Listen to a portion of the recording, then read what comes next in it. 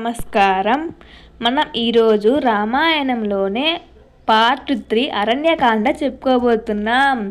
అయోధ్య రాజ్యం వదిలి వచ్చిన తరువాత రాముడు, లక్ష్మణుడు, సీతమ్మ అడవి అంతా తిరుగుతూ నది దగ్గరలో పచ్చని అడవులు, పువ్వులు, తోటలు చూస్తూ శాంతిగా జీవించసాగారు.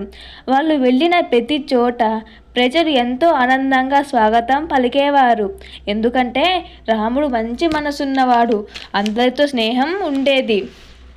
ఒకరోజు వారు పంచావటి అనే అందమైన అడవికి వచ్చారు. అక్కడ పెద్ద పెద్ద చెట్లు, పూలు, నదులు, జంతువులు అన్నీ ఉండేవి. లక్ష్మణుడు అక్కడ చిన్న ఇల్లు కట్టాడు. సీతమ్మ చాలా సంతోషించింది. ఆ ముగ్గురు అక్కడ ప్రశాంతంగా జీవితం మొదలుపెట్టారు. రాముడు ప్రతిరోజు ఋషులకు సహాయం చేసేవాడు. జంతువులు ఎప్పుడూ హాని చెయ్యలేదు. ఒకరోజు అక్కడికి శూర్పణఖ అనే రాక్షసి వచ్చింది. ఆమె రాముణ్ణి చూసి ఆశ్చర్యపోయింది. రాముడు చాలా అందంగా, ధైర్యంగా కనిపించాడు కాబట్టి ఆమెకు తొందరగా కోరిక వచ్చింది. రామా, నాతో వివాహం చేసుకో అన్నది. రాముడు సున్నితంగా నవ్వి, నేను ఇప్పటికే సీతమ్మను వివాహం చేసుకున్నాను అన్నాడు. శూర్పణఖకి కోపం వచ్చింది. ఆమె సీతమ్మను చూసి ఈర్ష్యపడింది. సీతమ్మను హాని చేయాలని ప్రయత్నించింది. అప్పుడు లక్ష్మణుడు ఆమెను ఆపాడు. ఆమె చెవులు, ముక్కును గాయపరిచాడు.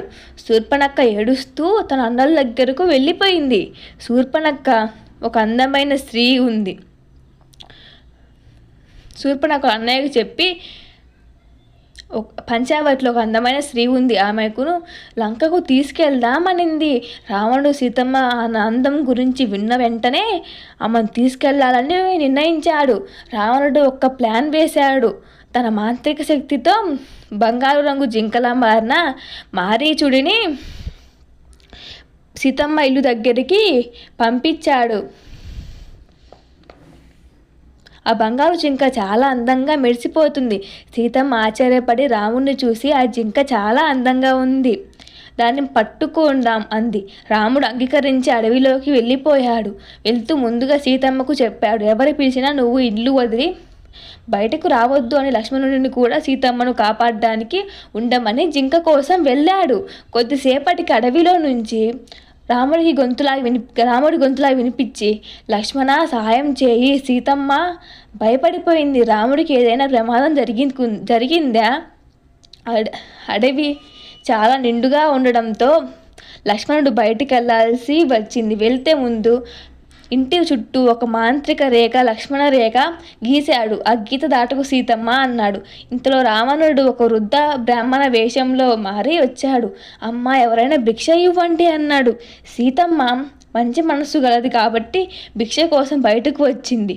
అప్పుడు రావణుడు తన నిజస్వరూపం చూపించాడు. 10 తలలతో పెద్ద కిరీటంతో కనిపించాడు. సీతమ్మ భయపడిపోయింది. రాముడు లంకను అపహరించడంతో అక్కడ జటాయు అనే పెద్ద గద్దె ఉండేది. ఆమె రామ కుటుంబానికి స్నేహితుడు. జటాయువు రావణుణ్ణి ఆపడానికి ఎంతో ధైర్యంగా పోరాడింది. కానీ రావణుడు అతన్ని గాయపరిచాడు. జటాయు నేలపై పడిపోయింది. రాముడు, లక్ష్మణుడు తిరిగి వచ్చేసరికి చాలా ఆలస్యం అయిపోయింది.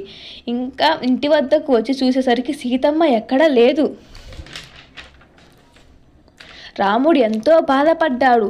అతను అడవిలో ఉన్న ప్రతి చెట్టును అడిగాడు, నా సీతమ్మ ఎక్కడుంది అని.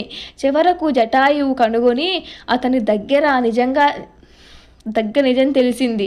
రాముడు జటాయువుని కౌగిలించుకొని, నీ కోటి నమస్కారాలు, నువ్వు నిజమైన స్నేహితుడివి అన్నాడు. జటాయువు శాంతంగా కన్ను మూశాడు. కొంచెం దూరం వెళ్ళాక రామలక్ష్మణులు వనరాజ సుగ్రీవుడి దగ్గరికి వెళ్ళారు.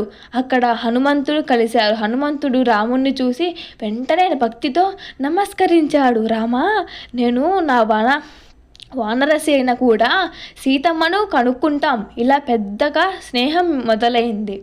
సో ఇక్కడితో మనకి అరణ్యకాండ ముగిసింది. మనం తెలుసుకోవాల్సిన నీతి ఏంటంటే, మనసు కోపం పెంచుకుంటే తప్పు నిర్ణయాలు వస్తాయి. సత్యం, ధర్మం ఎప్పుడు గెలుస్తాయి. మంచి స్నేహితుడు అవసరమైనప్పుడు సహాయం చేస్తాడు. ఇలా సీతమ్మ వెతకడం కోసం రాముడు కొత్త ప్రయాణం మొదలుపెట్టాడు.